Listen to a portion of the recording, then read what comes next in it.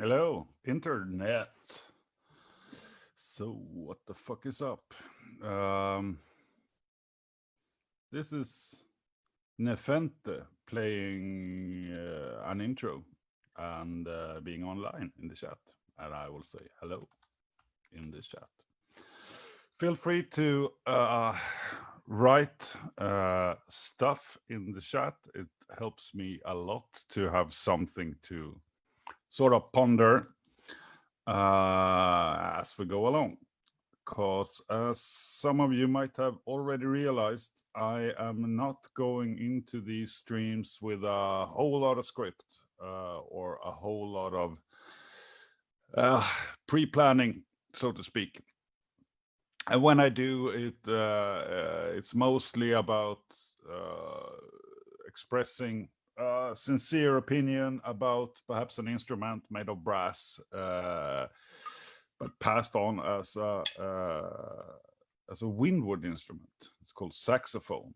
I will get back to that because, of course, you don't go online and say stuff about saxophones without something happening. But I will try not to overanalyze the implications of my transgressions. But first off, just to see, because actually Facebook and the sort of interface to make these live streams, it never really is kind to me. I will try to reload the page and see if it will showcase something more. Yeah. Well, it seems like we are live, and it seems like there is a few of you, but don't feel hesitant to write something in the chat, so I know that at least you're alive. I'm Nephente. I'm the singer of NETHERBIRD. I'm the singer of RIKET, and as some of you might have also seen, I also do other bits and pieces. I recorded some vocals for a little project with Grim, who was one of the original members of NETHERBIRD. It's called IX Mortem, and it's out on Spotify. Very crude, and but I do like it. In Anders, somebody actually wrote in the chat, and I reacted because I'm an internet professional. In any case, it feels good sometimes to do recordings that are a little bit reminiscent of how it used to be when you did stuff quicker and you put it out without putting so much effort into it. And sometimes I think we lose some soul and some passion when we produce stuff and we work so intense on getting every petty detail into a grid and everything is perfectly tight and stuff. And sometimes I think we sort of polish away the soul of the music because in the old days, because I'm ancient, you had to actually listen to your recording to see if it sounded okay. Today, you actually put a lot of tracks visually, graphically on a screen, and you can tell exactly where there is a kick drum and a snare drum and where the vocalist makes a or whatever. Every petty detail, and you can zoom in on, micro millimeters or milliseconds, and you can tighten everything up in a way you never could before. And I think sometimes we use too much of an eye and too little of an ear when we make music. And also it's become almost a sport to make it as complicated or as perfect as I mean, we can make music that is almost impossible to reproduce live because we can now fix every little detail, and in those days we couldn't, so you had to sort of just wing it and do the best you can. So sometimes I can really appreciate when we just try stuff out and see what happens. In any case,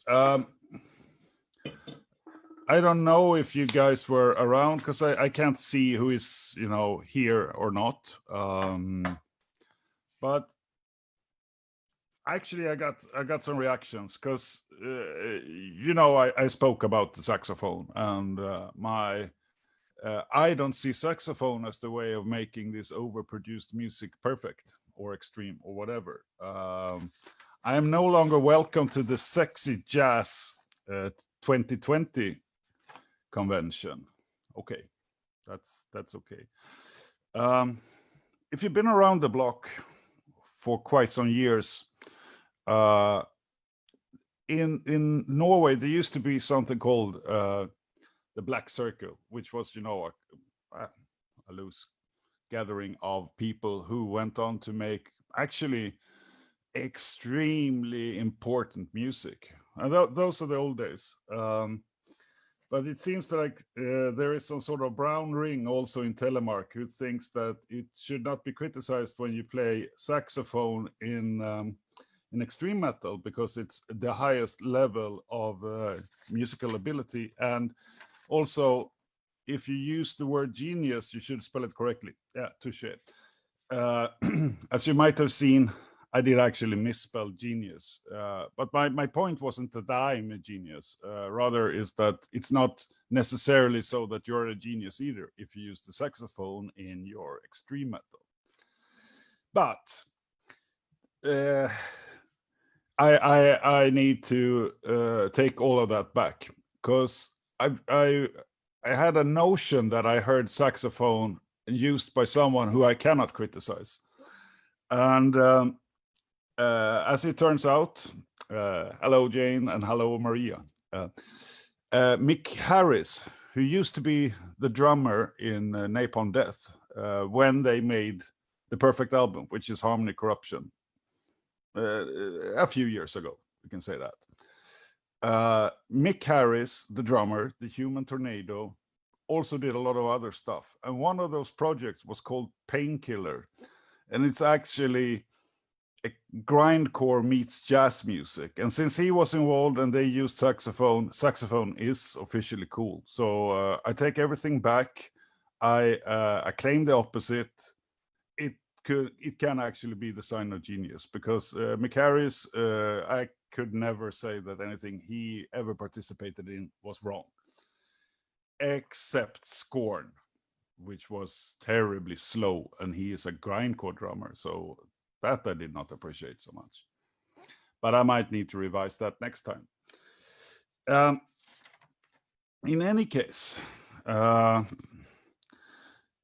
summer has actually reached Stockholm. So if you would look out and you were in Stockholm and here, you'd actually see blue skies, and it's more than 10 degrees warm, even though it's evening. So it makes the Swedish summer officially here. And that is something that makes me quite happy, because it's been an eternal winter. So we had a pandemic and an eternal winter, and that in combination has sucked immensely. But at least now we can go out and it's not freezing, so that's appreciated. As you also might have seen, I tried to be a good internet broadcaster and put up this stuff that I'm sort of winging. If you can't have enough of it, you can also see it, the reruns on YouTube and on Facebook. But actually, it's you feel free to also share the link to this live stream, whatever. I'm quite surprised that quite a few people are actually online and sort of joining in. So that's pretty cool. So thank you all. I did, however, also receive a more serious question. Serious? I don't know. A question which I received on the internet from Amelie, and she wondered how it is for a band like NETHERBIRD when we go from like an total independent band to a band on a label. And I will try to think about it, because I got the question just prior to going online. But an eternal winter rules. Yeah, sure. Yeah, I accept the fact that we might have a difference in opinion, and that's fine. Not saying that eternal winter isn't cool, but some people love the saxophone. I don't love the saxophone, but I accept and I respect the fact that other people do. But you wanted to know what happens with a band like NETHERBIRD when we go from releasing our own stuff on our own label, which we did, to signing with a more established label, and we did that with the Grand Voyage, which we released in 2016, and then we signed with another record label called Eisenwald Tonschmiede, German label, in 2019 for the release of Into the Vast Uncharted. Whether that gave us more freedom or less freedom. And I have to start by going back, because the first NETHERBIRD release was the Ghost Collector album. And we did actually release that on a label called Pulverized, label in Singapore. And in those, when you start out the band and things start moving and you get interest from record labels and stuff, you're pretty full of yourself and you feel pretty confident that you have something awesome coming. And we really felt that the Ghost Collector, it's a pretty strong album and stuff. But when we released it, it did not sell as much as the label anticipated. Not saying that they hoped, to have the next Children on Bodom or whatever, but that they normally deal with really extreme, obscure bands, and I think they sort of tried, let's see if we take something that sounds a little bit more melodic and see what gives. And it didn't sell much at all, especially not in the beginning. So that sort of it broke my confidence a little bit. So actually, I have to say, it felt good to release the consecutive 2 albums on our own label. Gave us full freedom, but also it gave us the certainty that nobody else will be, disappointed in the release. And actually, I mean, first off, the Ghost Collector, the first edition, it's sold out since forever now, but it took some time before it started to shift. So when we signed, and we did sort of a collaboration between our own label and Black Lodge when we released Grand Voyage, I still felt, we felt we had a strong album, but will it shift enough for them to be positive about it, or will it be okay, or will they, say, no, hell no, no more. So I can't say it did not affect us when it came to the music writing, but it certainly affected us, or me, a little bit in the sense that I felt that all of a sudden we do no longer just have to answer to ourselves. We have to answer to other people who invest time and energy into the music we make. And as soon as there are other people, I wouldn't say they're not depending on you, because they're not making, thinking that we'll make $1 million, but they invest time and effort and stuff, and you don't want them to regret that decision. You want them, on the contrary, to be quite happy about it.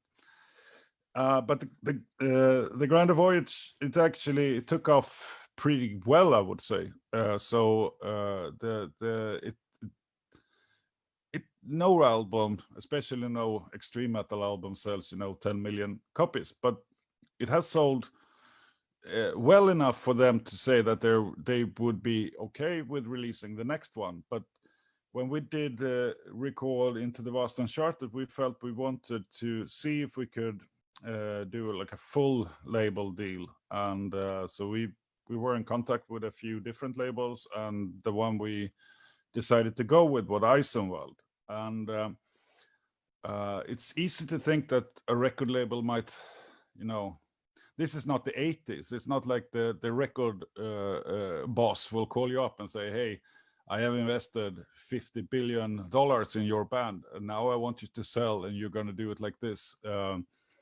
And of course, I mean, first off, that wouldn't happen to a band of our type, but it would also not be the label we would sign with. So it took us a long time to, and it took the label also a long time. So we were discussing for quite some time more perspectives on, opinions about extreme metal, and our expectations of a collaboration. And for the record label, I think one of the things that made me want to work with Eisenwald is that I felt that they are passionate about music, and they're okay with releasing an album that if it doesn't sell so much and they believe in it, they will still not regret releasing it. And so then we're on the same page.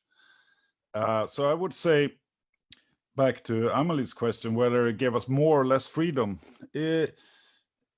Once we feel, and I still don't know the sale figures of Into the Vast Uncharted. I know it's not millions of albums, but hopefully enough for the label to feel that they've started to invest in something they like. But I would say it gave us more freedom because for the first time actually ever, we had people who worked with very actively with helping us to promote and to push stuff, and to also help with layout and earning just the bits and pieces that in the past I did a lot of it myself, and I'm no professional graphic artist. And when somebody with that knowledge helps you out, that is a great feeling. But still, for every album you make, the next album we'll make is the 6th full length, 7th if you also count Hymns from Realms Yonder. Of course, there is always the risk that you start to think a little bit about, you feel some pressure, some expectation. And at the same time, you're more confident than ever because you're a better songwriter. So I would say maybe it cancels each other out. And I still would say that we can write an album pretty quickly. But you will think more than we did in '92 when we made a demo, of course. But I would say the freedom grows if you're on the right label. And I've never been on the wrong label, so I can't really say what that would mean. But of course, if you sell a huge amount of albums, the label will expect you to sell even more with the next album. Then I would certainly think that it can be a bit tough actually to live up to those expectations, because it's not a precise science. You write an album the best you can, and it writes itself a little bit, so it becomes what it becomes. And then you push it out there, and there are so many moving parts in the equation whether an album is successful or not. First off, of course, it needs to be good. But what is good? Yeah, that depends on, the right person hearing it at the right time, telling their friends, and you can either be an early adopter, you can be late for the party. It's hard to say when you can only make an album the best you can make and see what happens. And I still believe that Appetite for Destruction by Guns N' Roses, which I think is an awesome album, I think that one couldn't have failed, because if something is as strong as that, or Altars of Madness with Morbid Angel, I mean, if you make an album like that, it will reach people and it will make a difference. Or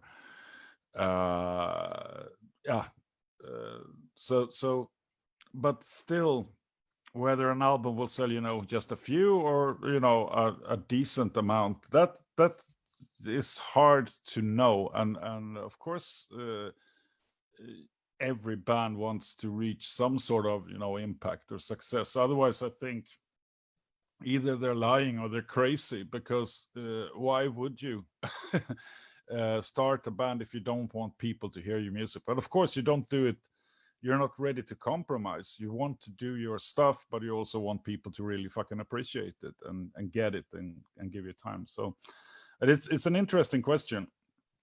So I would say for us, it's been more of a freedom enabler than anything else. But it might have been different if it was the first or second album. So now we are what we are. We make the music we make, and I guess most who listen to it know more or less what we're about. Hopefully we evolve a little bit with each album, but yeah, it's there are also that, I mean, a label, they have certain expectations even if they don't say that, and we'll see with the next album. I mean, you never know. But in these days with Spotify and stuff, you can still get your music out. But I would say without the right people pushing it, it's still really hard because there's so much music being released, well, mainly on Fridays. So there is no way of for people to hear it. So if it's not on playlists or whatever. That was a long answer, and I thought about it as I spoke, as I always tend to do. Hopefully it was at least, understandable. But I was also going to mention a little bit about my own background, because I did an interview a while ago, and whether I'm ancient or not, ancient is it's relative.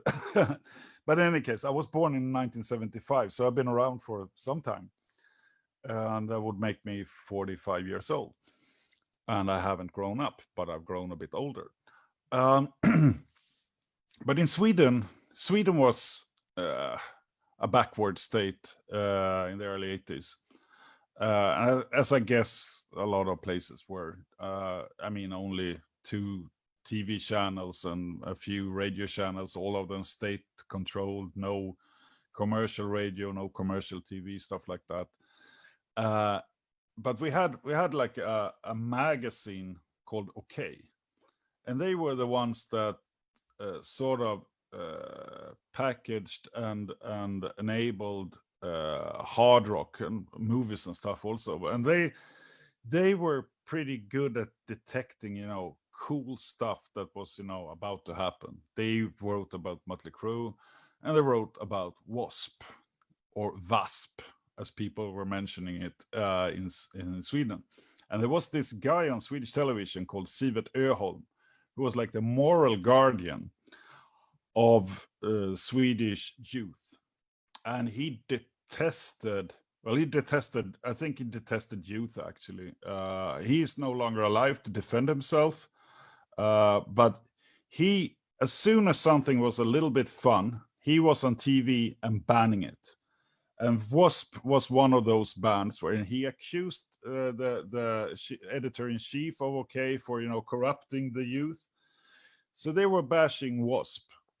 And that, I think, helped me a lot into becoming a Wasp fan. So when I was 9 years old, I bought this EP.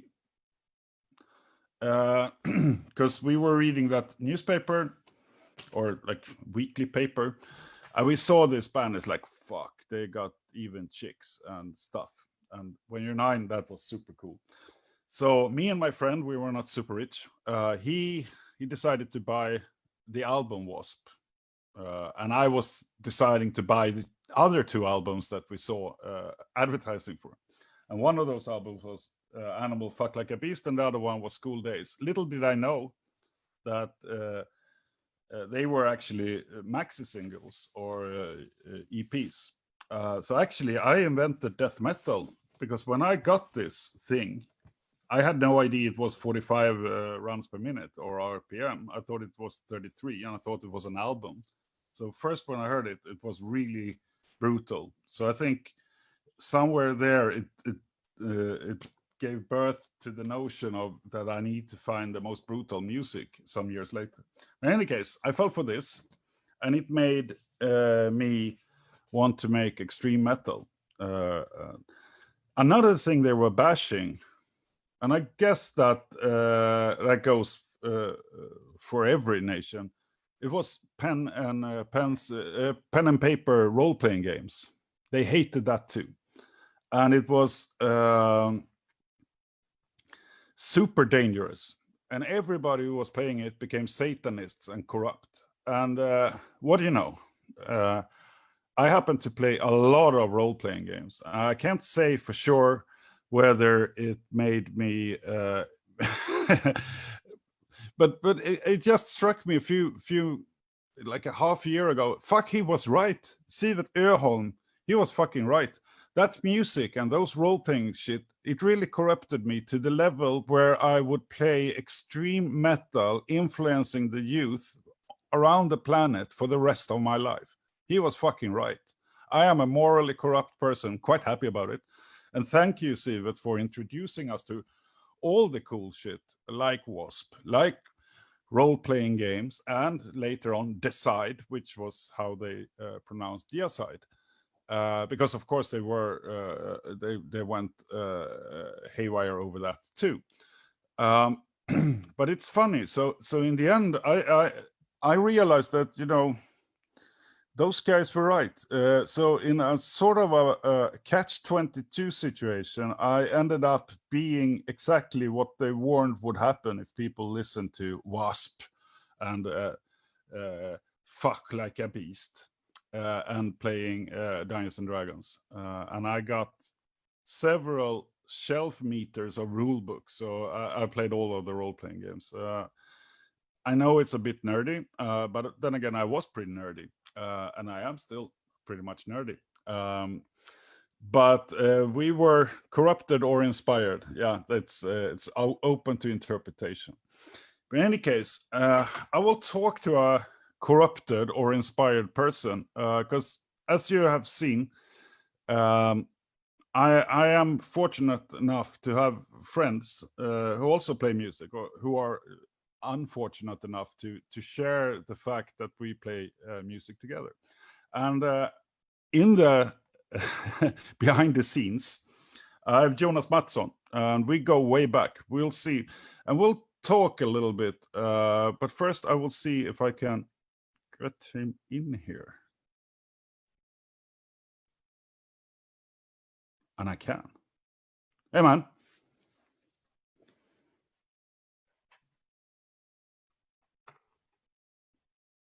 Can you hear me, sir?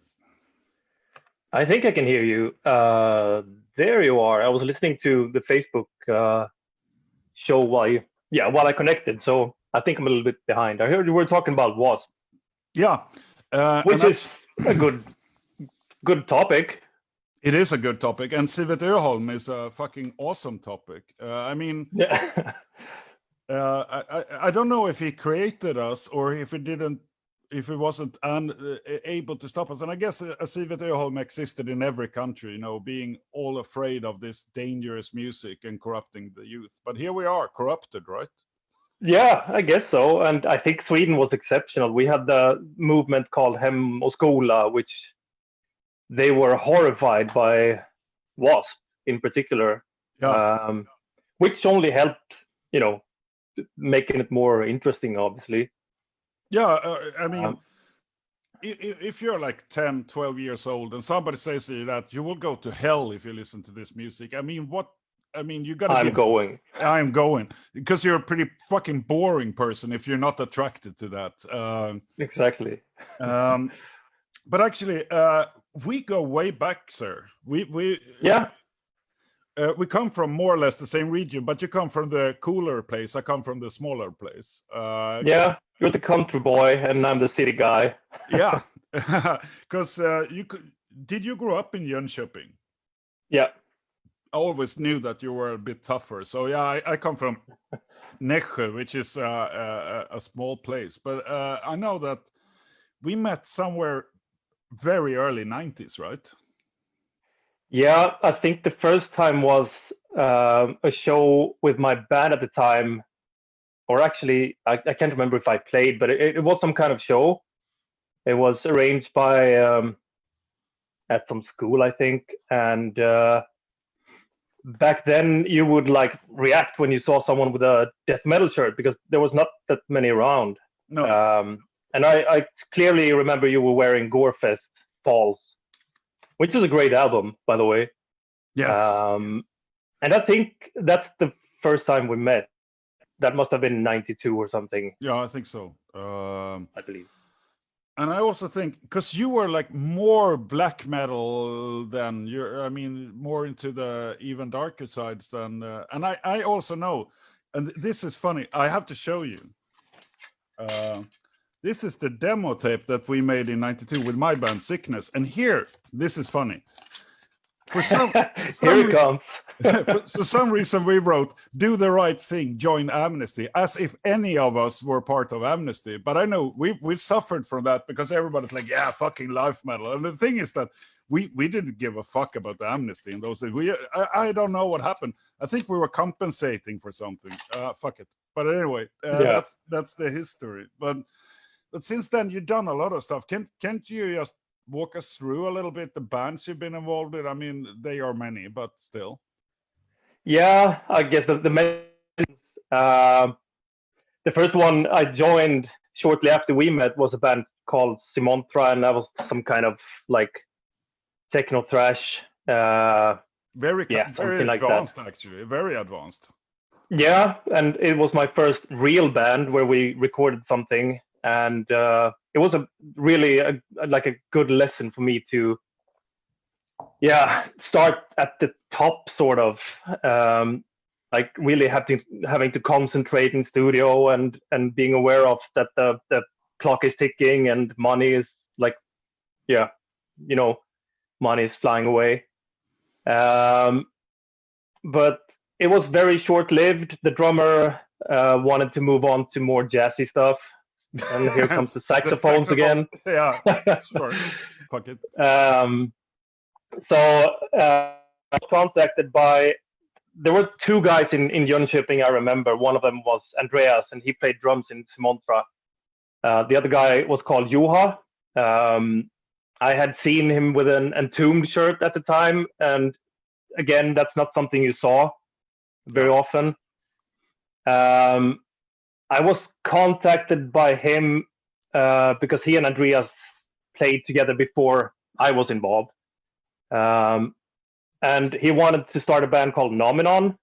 So we did. I think we started in '94 or something. We did a couple of demos. We did some really good shows. We opened up for The Section, for example, which is quite legendary today. And I was with them for 10 years, I think. But nothing really happened. I mean, we didn't have any rule book back then of how to run a band. No, we didn't. No, not at all. Today you can get tips from internet, but there was nothing like that back then. No. The only thing you could do basically was to send tapes to magazines and hoping for the best. Yeah. We released an album. The first album was through a label called Extreme Records. It was run by a guy who played in Inverted. I don't know. It was also an underground band. I don't think anyone here knows about them.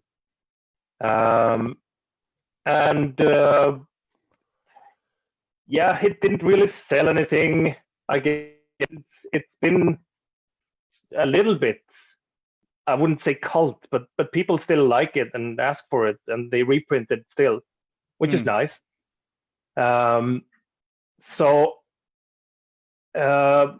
through that, we got in contact with Relapse, and we were supposed to sign a deal with them. And it was an ongoing discussion with them, but nothing really happened. And the final thing I did was a tour with Master. Does anyone remember Master? The legendary, Yeah, I mean, Speckman is, I mean, what a legend. First two albums, I love them. The rest I haven't really paid attention to. But he didn't keep up the good material. It became kind of cheesy. But he's still a legend, and it was really fun to tour with him. It was a super nice guy. Yeah. Had another opening act, and we wanted to know if we could borrow their backline, and they were like, "Yeah, you have to charge," and because we rented it and blah blah blah. And I remember our bass player went up to Speckman, "Hey, would it be okay if I use your bass amp?" Yeah, sure. And he didn't expect any money because that's how punk he was. But we did 4 gigs in Sweden, I think, and the best show we had was in Halmstad. I think 30 people showed up. Yeah. And this was 99, I guess. Death metal was so uninteresting at the time. Yeah. and I kind of got fed up with it. I wanted to try something new. So that night, even in Halmstad, I was asked to join a band called Rise and Shine, which is like a rock and roll band, some kind of hippie rock and roll thing. So I tried that because I wanted to try something completely different. Yeah. And I actually had to learn how to play an instrument. I couldn't, go on with Kerry King solos anymore. Fuck. That's awful. I mean. Yeah. I was fully learned before I had to learn. That's why I would never branch out to rock and roll. I'd be fucking doomed. But yeah, good on you. Yeah. It was also a short-lived moment. I recorded one album with them. And at the time when we went separate ways, I was ready to put the guitar in a dark corner of the cellar. And I think I didn't play for 2 years maybe. And just one of these days, a guy called Emil, he played drums in Nomenon. He called me up and asked if I would be interested in starting a band with him. And I was like, yeah, sure. What's it gonna be about? Yeah, it's some kind of thrash black metal thing mixture. Okay. And at the time he was playing in Marduk, so I knew he had connections. And if I was gonna do something, I wanted to go somewhere. Yeah. And he also said that Legion from Marduk is in the band. Okay, cool. And the funny thing with Emil, he's the only one I played with where you had a connection with another musician in the band. I mean, we could play a song and we would just look at each other and we would know what would happen next if it was a new song. Never had that either before or after. So that was kind of magical, and it was super fun to start playing with him again.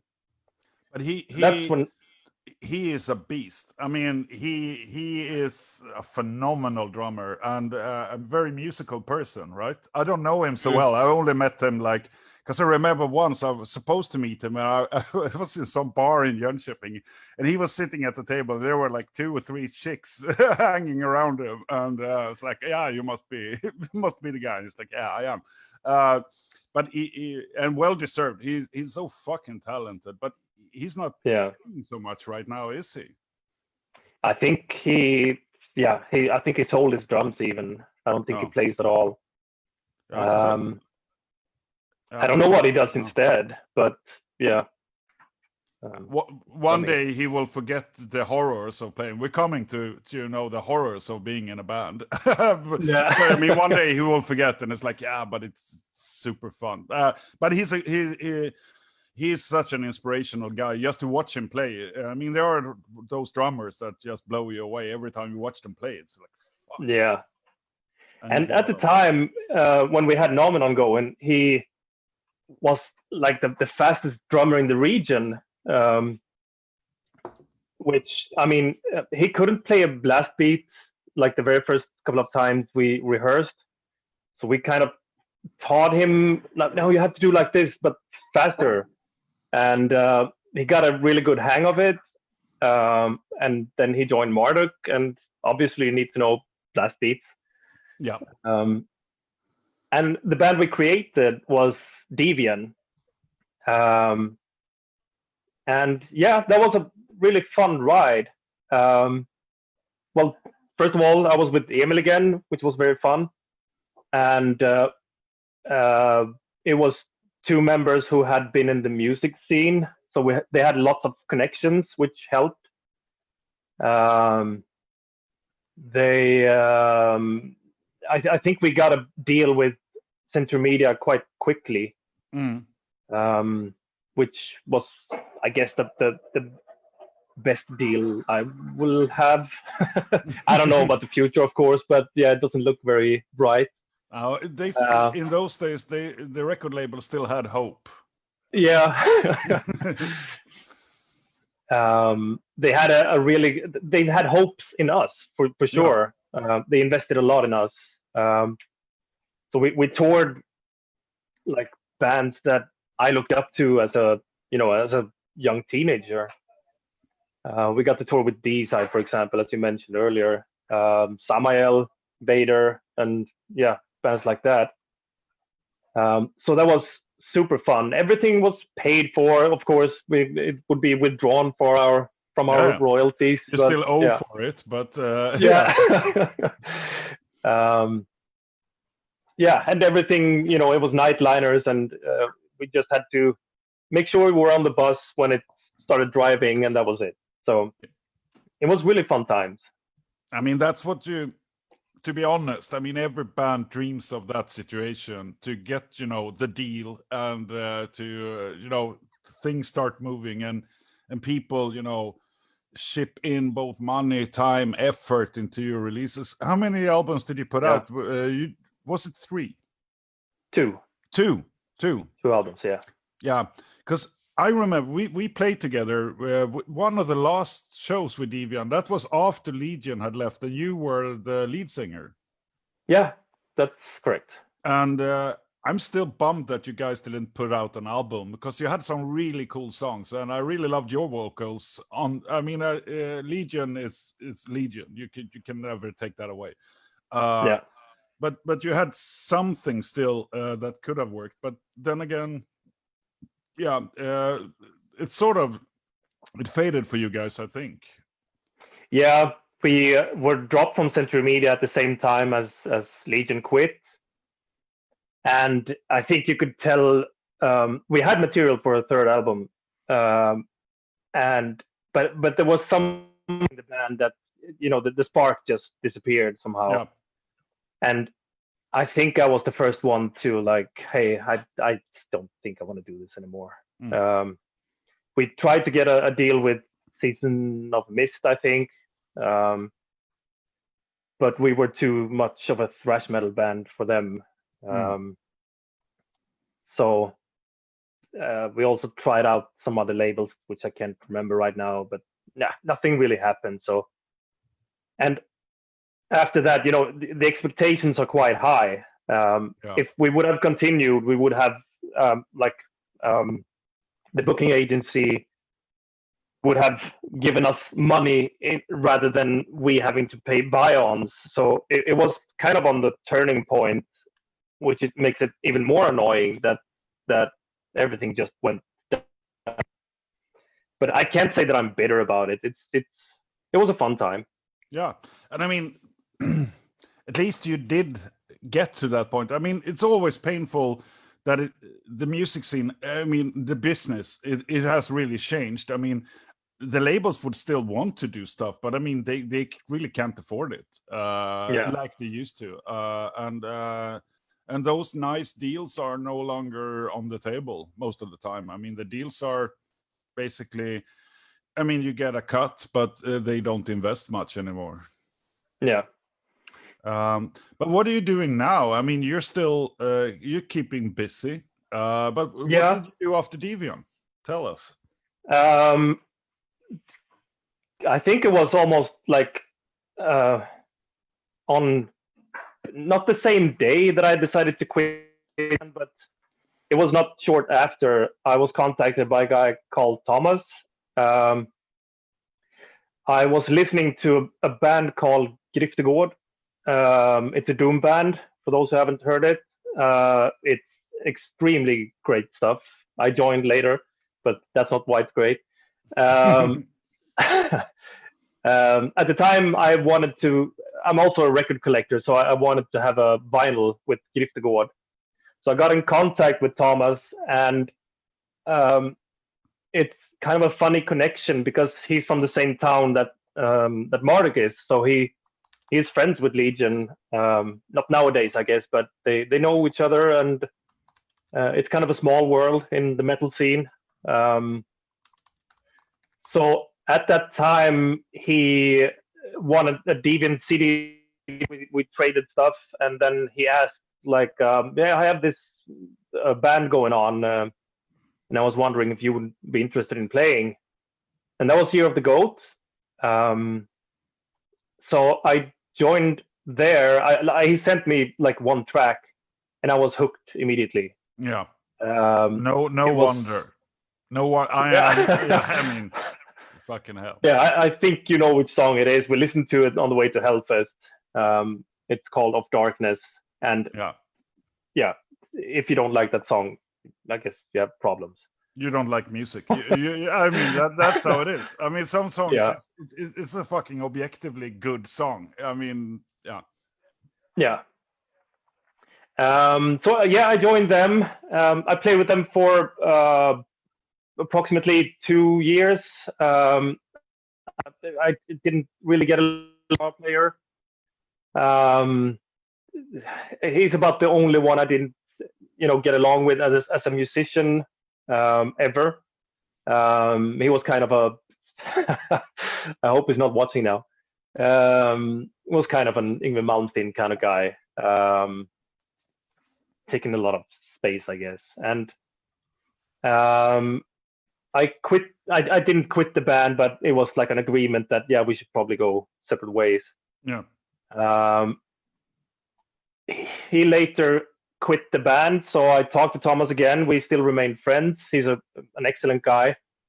So I wrote him and said that, I see that Per was his name. I see that Per is out of the band. So if you need guitar duties, just let me know. And at the time, they had a local guitar player, but we kept in contact anyway. And Per was also in Giftegård. And they had decided to start up Giftegård again. And that's when I joined Giftegård. Yeah. So, we started playing and we released an EP. Also got to do a live show with Farida from The Devil's Blood. We did a cover together. And that was one of the most amazing live performances I've ever participated in. She has such an incredible voice that we did. I was a bit hungover. I have to admit that. We did rehearsal right the same day we were going to go. Since she lives in Holland and we live in Sweden, we never played together. And we tried out the song, and she started singing, and my whole body just froze. I just stood there and like, I don't know what to do. Yeah. And that's one of the great things with music, I believe. I mean, those profound moments. I mean, you can never. You got to experience it. Yeah. You can't say how that feels. You can. I mean, it's the same when you're in the crowd in that right concert, when it just hits you and you're newly in love or you're drunk enough or whatever. I mean, music just transcends everything, I think. Yeah, totally. So yeah, then they had some problems with the guitar player in Year of the Goat, and they asked if I wanted to join again, and I said, of course. I never had any hard feelings against the other guys. Yeah. So yeah, here I am. I would say Year of the Goat is my main band nowadays. I play in some other bands as well. One called Python, which is like a mixture of, I don't know, it sounds like early Manowar with female vocals. I don't know. Something like that. Pretty primal. There are some videos. We shared one, but there is more stuff. Pretty brutal, pretty doomy also, I think. It's cool. Yeah. So no need to get back into the extreme metal. I don't think so. No. Every now and then I sit by the computer and I create something. I wanted to start like a grindcore thing, just to, but it wouldn't be, very serious. Maybe just record something over a weekend and that's it. And yeah, just over some beers and then you don't meet for another 3 years and maybe you record something, then you don't know. Sounds like a typical Stockholm band. I mean, you start it when you're drunk and you end it when drunk. So, I mean, if we go out and have beer, I'm sure we're going to have a band at some point. Yeah, probably. The difference in Stockholm is that you actually can create drunk bands. I remember when I lived in Jönköping and you met people like, hey, we should start a band together. Yeah, sure. And nothing ever happened. Yeah. But here it actually can happen. Yeah, it does. I mean, the scene is pretty vibrant. I mean, but I mean, we were starved for this shit where we grew up. I mean, there were no scene to be talked about, really. I mean, Stockholm had everything. I mean, all these bands that for us, it was, fucking legendary stuff. For them, it was, everyday business. But I mean, I remember Nomenon, of course, because I mean, that was a big band in my world. Yeah. But it was because we were so few extreme metal bands in those days. Yeah. And I remember Sickness. I looked up to you guys, and you had like for being a small city, you had a strong scene in Nässjö, I must say. We did. It was, yeah. I remember Brutal Truth were in town with Pun Extension, Macabre. Yeah. And I think home to Nässjö went at maybe 11 or something, and all the Nässjö people left. And the poor guys in Pun Extension were left with only the Jönköping people, and they were so bummed about it because it was only like the front row. Yeah. I stayed for the wasn't that what's his face, the singer, when he did a dun dun dun dun and put the guitar in his mouth, because that was just when Kurt Cobain have shot himself, I think. I don't remember that. Good times. Yeah. I can tell you honestly, and this of course will lead to when I saw the photos when Kurt Cobain, rockstar dead, I saw the whatever, the news. I was, fuck no, Duff McKagan, and then was Kurt Cobain, and I was like, okay, no harm done. That was those days. I got some. I am a serious internet person here, so I'm gonna ask you some questions. Okay. No, not too tough. But what is the best live gig you ever did? I mean, which gig is like, fuck, that was awesome? I think it would have to be either the one I mentioned with Farida or another gig I did in Romania. But in Romania. Yeah. Awesome. Yeah, it is. The crowd in Romania, I mean, the nicest crowd and so fucking enthusiastic. Yeah. Gotta love it. Which band did you play with in Romania? It was Devian. Mm-hmm. We did a really long tour with Vader. We were out 7 weeks even. And one of the stops was in Cluj-Napoca in Romania. Yeah. But those two gigs are in different camps, because while the gig with Farida was very emotional and majestic, the gig was the total opposite. They don't know about fire exits or anything, and there was so much people there that if a fire would start, everyone would die. Yeah.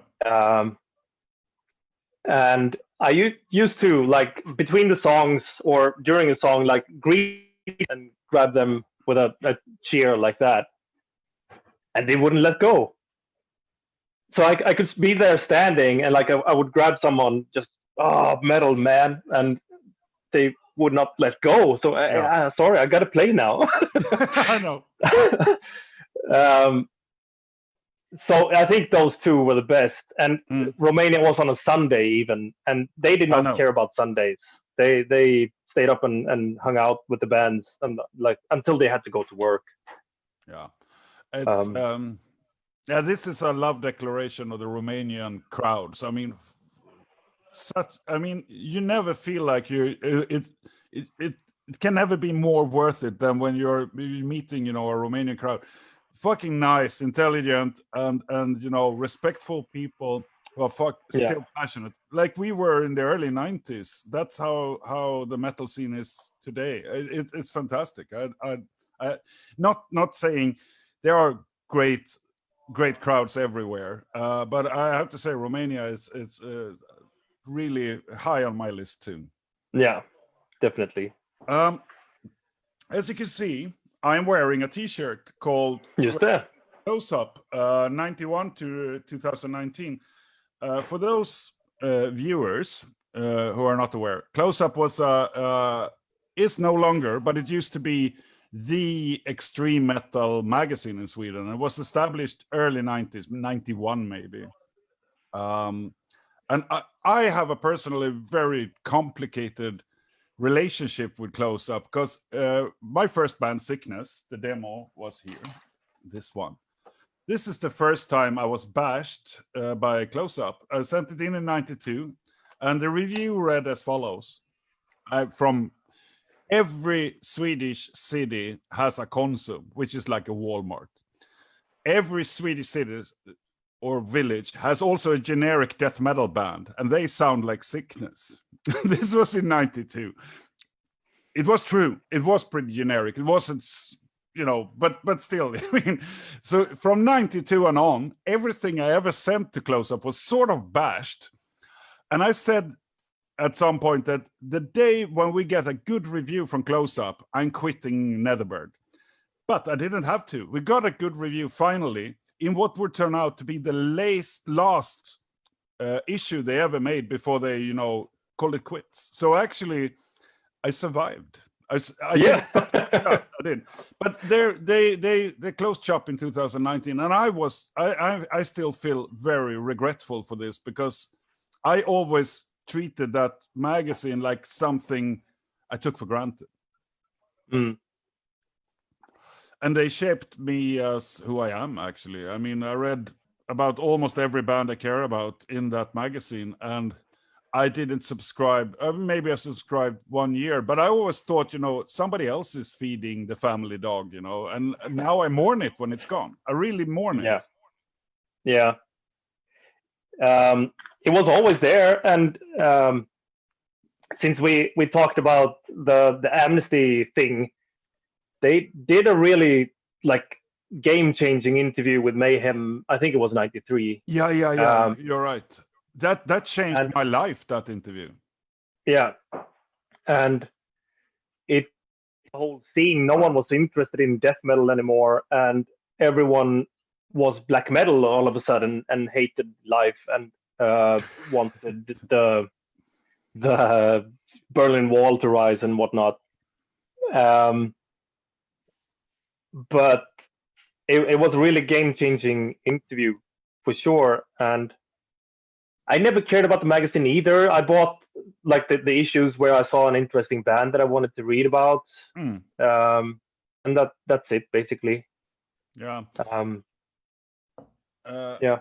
From what I heard, it wasn't the fact that they had too few subscribers. It was actually too few advertisers. So it was actually the record labels and those, that bought the ad spaces that no longer, I guess, no longer have the finances to do so. So or maybe it's, Robban, the editor-in-chief, I met the guy a million times. I don't know him, but he's always been there.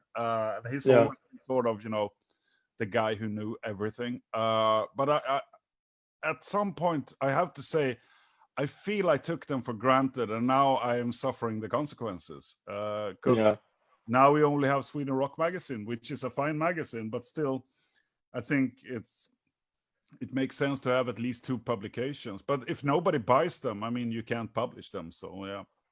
Yeah. No, it's a sad ending for the magazine for sure. On a funny note, the first review that Nomenon got was shortly after Impale Nazarene had sent their demo to Close Up magazine, which was sawn by the ankles.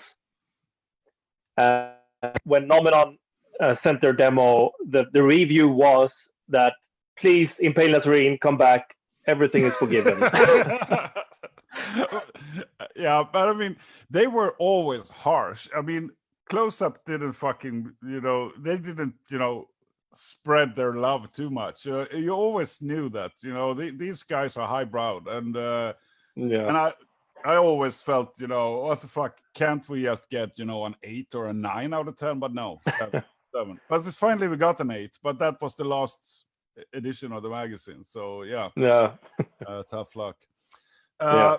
But sir, to round this off, because I mean, I hope we're gonna meet for beer soon when this pandemic, whatever, is over. I Yeah, mean, we we can have still to. meet. Yeah, we have to. We do it to seldom. I miss you, man. Yeah, likewise. We always we should meet, and then life gets in the way of shit. But Yeah.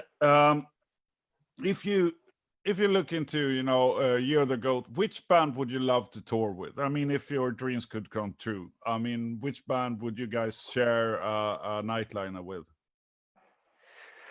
That's a difficult one.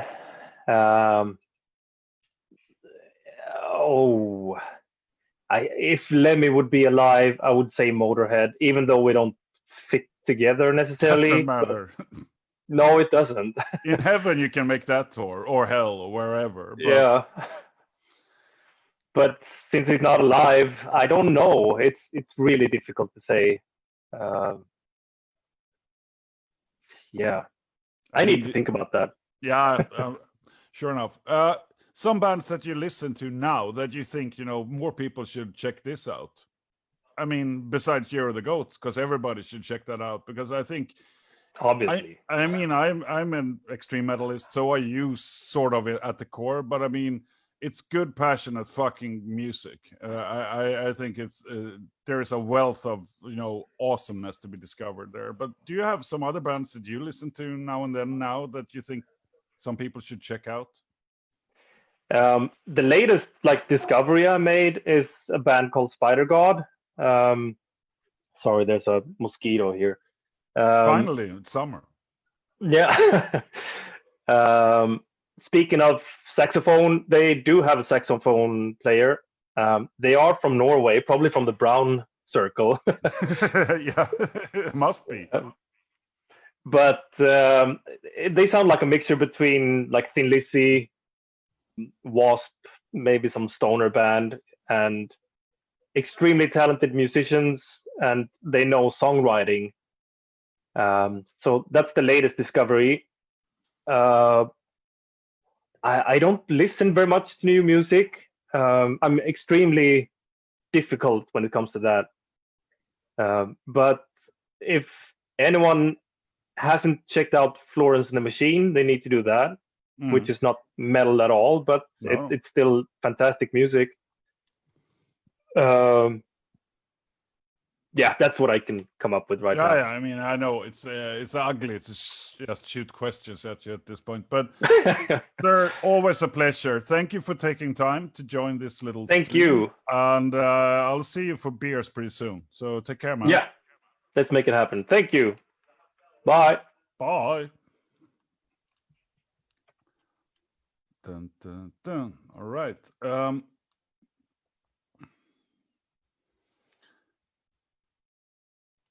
So, guys, absolutely awesome to have good friends joining in. This is, I mean, that I've been reflecting over the fact that if it wasn't, for the world, going, into this weird state we're in, I wouldn't be doing these live streams. I wouldn't be able to see you guys reacting to stuff, and I wouldn't be able to introduce you to what I think are bands that perhaps some NETHERBIRD fans or listeners, my friends, whatever, might have missed out on otherwise. But I urge you to check out Jonas's stuff. And it's weird. I've known the man for almost 30 years, and we still do music. It's underground. It's slightly different variations, but I mean, it's a matter of the passion, and I mean, still chasing that high that sometimes happen when everything just connects. So that's pretty cool. I'm gonna round this up. I will do these streams on Mondays at this time, so 20 to 21-ish Swedish time. And if you have any questions, you can always, because I will make like an event for each stream, you can always post them there, and I will try to make sure to cover them if possible.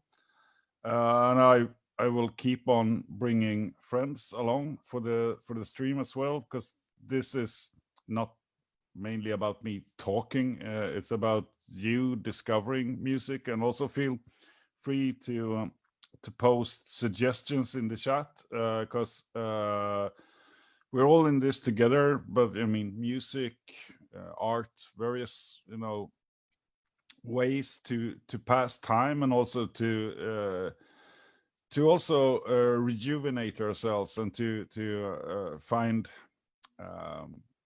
new expressions of art. It's one way to cope. And I mean, unlike during other pandemics, we still have this ability to connect over the borders, and I really appreciate so many of you.